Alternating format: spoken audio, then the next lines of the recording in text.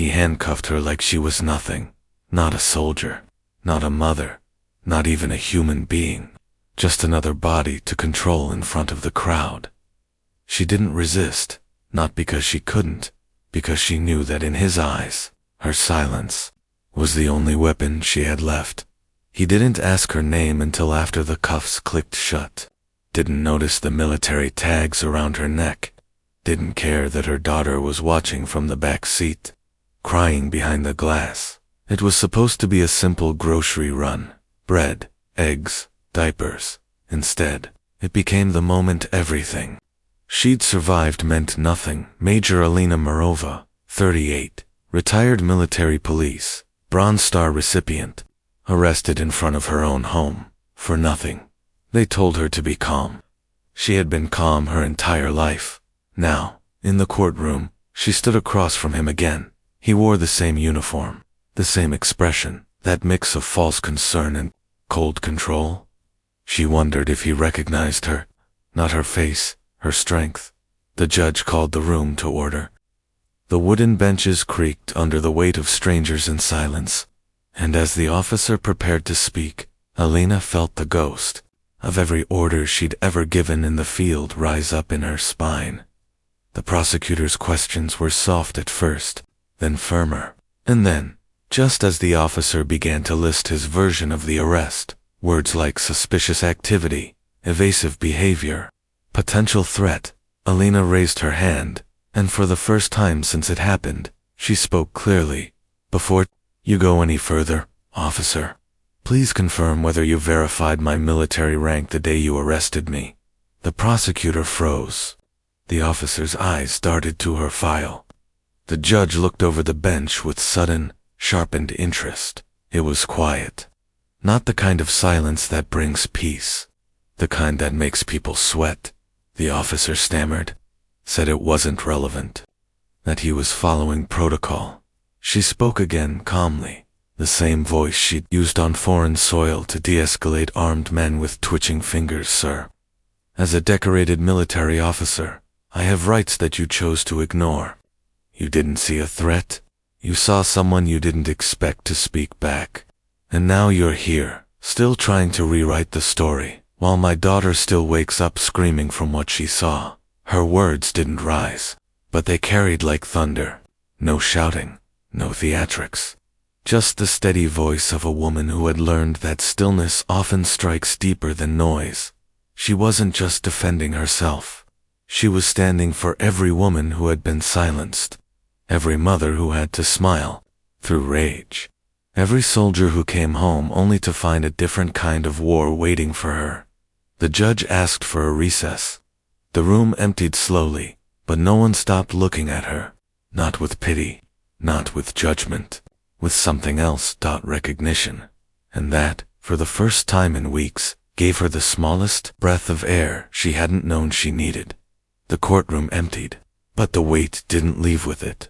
Alina sat outside on the stone bench near the steps, her daughter asleep beside her, head on her lap, the same pink sweater pulled tight around her shoulders.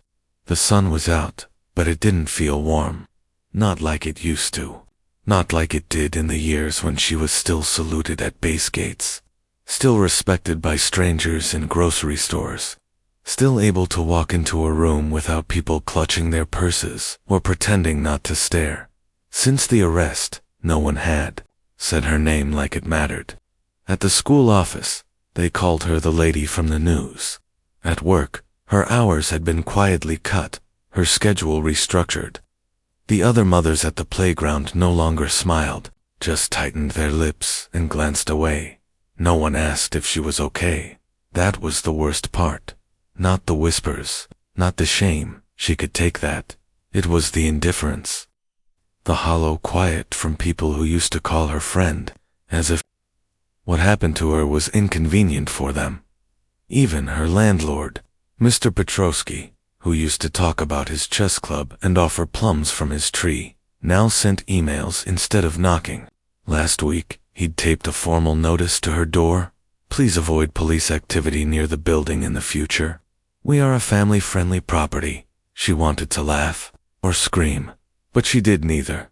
Instead, She made sandwiches from stale bread. She packed lunches with quiet apologies tucked between the apple slices. She walked her daughter to school and waved, even though the other parents stepped slightly aside on the sidewalk. Like loss was contagious.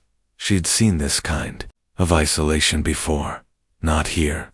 In places torn by war, where villagers turned from one another after raids, where grief was treated like poison, where people looked away from those who reminded them of their own fragility. Still, she moved forward, slowly, mechanically, because mothers don't get to fall apart. Not completely. And then one morning, something happened. Small, so small, it might have gone unnoticed by someone else. It was at the library, a place she used to visit once a week, before the arrest. She hadn't gone back. Not until her daughter needed a book for school. She stood at the counter, ready to explain, to defend. The librarian, a young woman with wireframe glasses and short curls, looked at her ID and paused.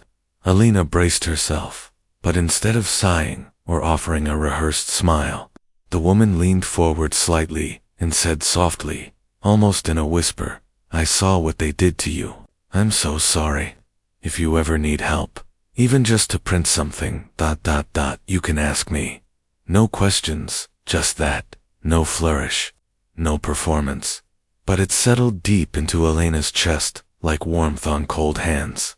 A small kindness, yes, but in a world that had grown so sharp, so loud in its cruelty, that whisper of humanity was louder than anything she'd heard in weeks. She nodded once, didn't trust herself to speak, as they left the library. Her daughter tucked the book under her arm and asked if they could come back next week. Alina said yes, and for the first time in a long time, she meant it. The job listing wasn't glamorous.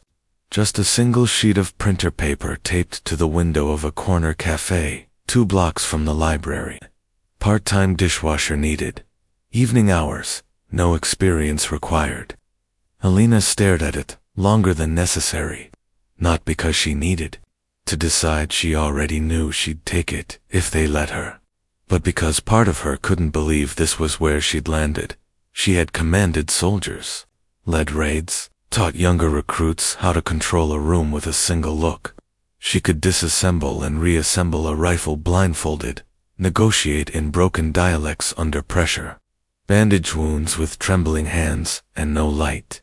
And now, she was hoping for a job scrubbing dishes in the back of a cafe.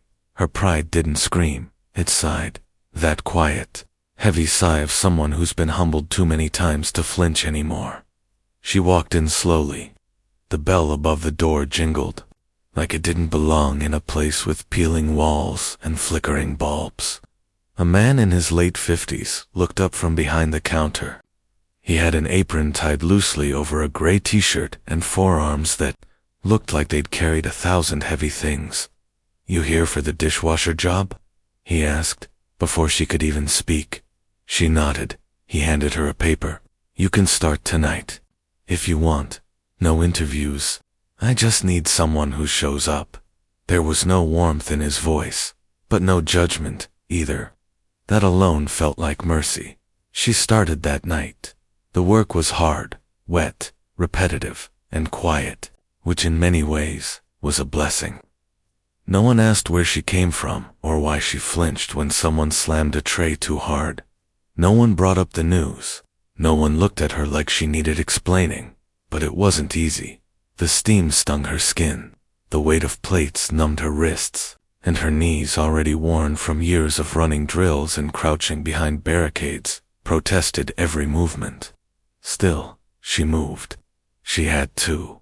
One night, in the middle of rinsing a mountain of sticky soup bowls, she paused. Her fingers curled around the rim of the sink as a wave of memory crashed over her. It was from her first deployment. A boy, barely 18, had frozen during a live drill. She'd been the one to snap him out of it. She still remembered the exact words she'd said. "No one expects you to be perfect. They expect you to come back alive." She blinked hard. The memory was sudden, uninvited, and oddly kind. because it reminded her that strength wasn't in standing tall, it was in not breaking when everything tried to crush you. That night, after her shift, she sat outside the cafe on a cracked bench and looked up at the stars. They were faint through the city lights, but still there, just like her. She didn't believe in signs, but she did believe in effort, and something about the routine, washing dishes, picking her daughter up from school, returning books to the library, started to stitch the edges of her world back together. Rough, uneven stitches. But stitches all the same. 2 weeks into the cafe job, the rhythm began to settle. Her fingers adjusted to the heat of the water. Her body found a quiet endurance in the labor. Her daughter smiled more, slept more. There was even one night, just one, where Alina allowed herself the thought, maybe this is the beginning of something better. That thought didn't survive the week. She came home one evening, tired but light, carrying a leftover sandwich from the cafe that the cook insisted she take. Her daughter's school bag was still on the couch, her shoes placed neatly by the door. The apartment smelled faintly of fabric softener and cinnamon. Then she saw the envelope. It was taped to the inside of the door, plain white, no stamp. Just a note from the landlord. Effective next month, due to neighborhood development. We regret to inform you your lease will not be renewed. Please vacate by the 30th. She read it twice. Then again, her breath stopped in her chest. The apartment had never been perfect. The plumbing rattled. The windows whined in winter, but it had been theirs. Safe, familiar hers. After years of shared barracks and borrowed walls. She had nowhere to go. That night, after her daughter fell asleep, still excited about the school play she'd been chosen for, Alina sat alone on the edge of the bed and let the weight press down. It wasn't just the apartment. It wasn't just the fear of shelters, or couch surfing, or starting again with no savings, no safety net, no help. It was the humiliation of being back at the edge, again, after everything, after surviving war zones, after enduring courts, cuffs, cameras, and whispered judgment. She was still here, alone in the dark, trying to figure out how to keep a child fed and sheltered in a world that punished the already wounded. She covered her face with her hands and wept. Not the tidy tears of sadness, but the raw, aching sobs that only come when someone breaks without witnesses.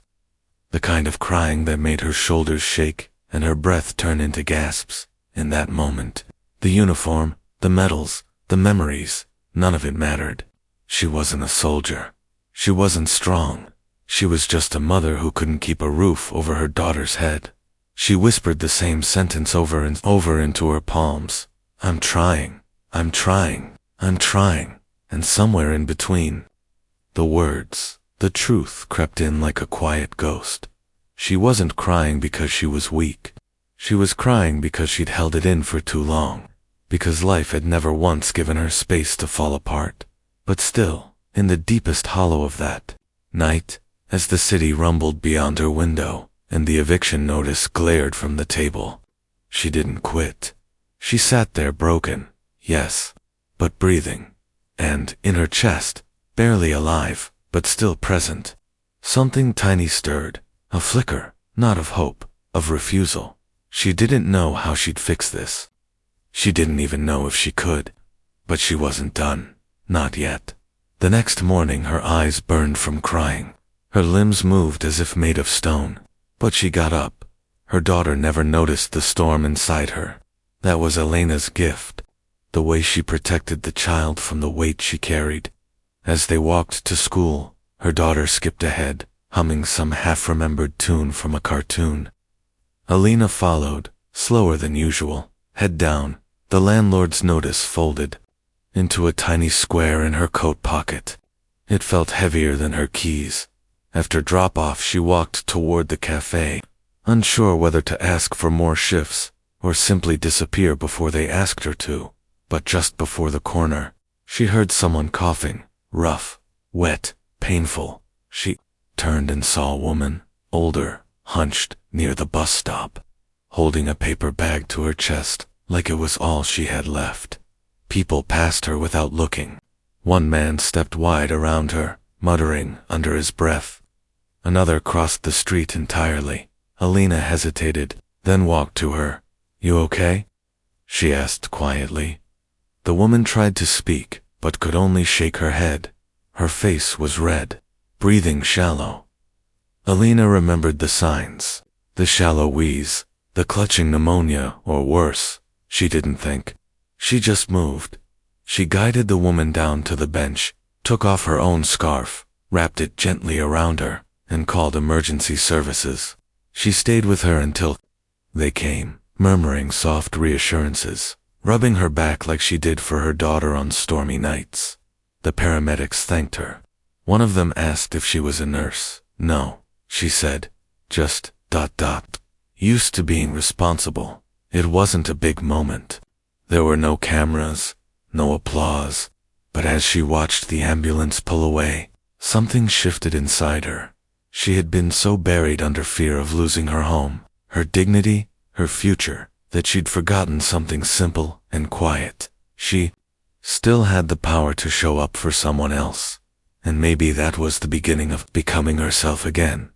At the cafe that night, the cook, a gruff man named Victor who rarely spoke, tossed her a small envelope during break. He said without looking up, "You got kid, right? I covered a shift for someone once. Got paid extra. Thought you could use it." Inside were a few crumpled bills. Not much, but it was the first time anyone had offered her something just because they saw her, not as a burden, not as a case number, but as a person. She wanted to say thank you, but her throat caught, so she just nodded. And later, when the shift ended, and she stepped outside into the night air, she looked up at the stars again, still faint, still distant, but this time, they didn't feel so far away. The envelope came from the courthouse. Plain, white, sealed without care, the kind meant for jury summons or parking fines. But she knew what it was the moment she held it, the outcome of her case. The case that had been quietly reopened after the officer's testimony began to crack under public scrutiny. Someone, she still didn't know who, had leaked the arrest footage. The part where she remained calm while handcuffed. The part where her daughter cried from the back seat. The part where he laughed as he shoved her into the squad car. She sat at the kitchen table with the envelope in her hand for nearly an hour. When she finally opened it, her hands were steady. All charges dropped. Officer reprimanded. Disciplinary review pending. That was it. No apology. No letter of regret. No phone call from the department. Just a line of cold text on government paper. She stared at it, waiting for something to rise inside her triumph. Maybe relief. But none came. Only stillness. And then something strange. Something quiet and unfamiliar. Forgiveness. Not for the officer, not for the people who looked away, not for the system that made her fight for a freedom she'd already earned, but for herself. For carrying the weight so long.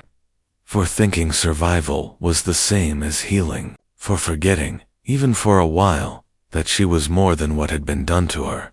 She folded the letter and tucked it away, not in a drawer, but in her daughter's memory box, next to a drawing of them holding hands in front of their apartment, and a note written in crayon, "My mama is brave."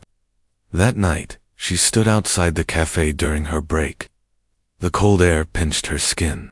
Traffic murmured in the distance. She looked down at her hands, rough, raw, worn thin, and saw not defeat, but proof. She hadn't just endured, she had changed.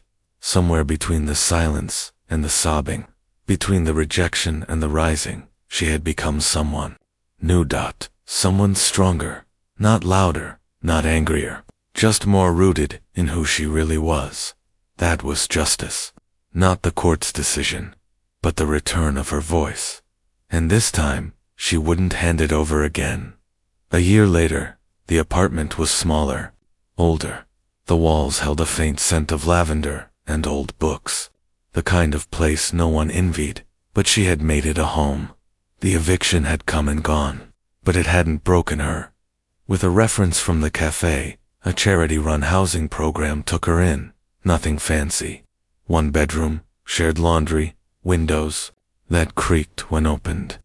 But sunlight poured through in the mornings, and the neighbor downstairs played piano on Sunday evenings, gentle, hesitant chords that filled the space between loneliness and peace.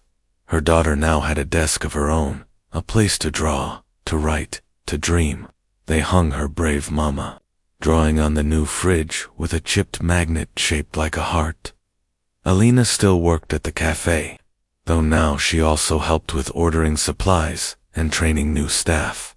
Victor, the cook, still rarely smiled, but when her daughter got sick for a week and Alina couldn't find childcare, he covered her shift without a word.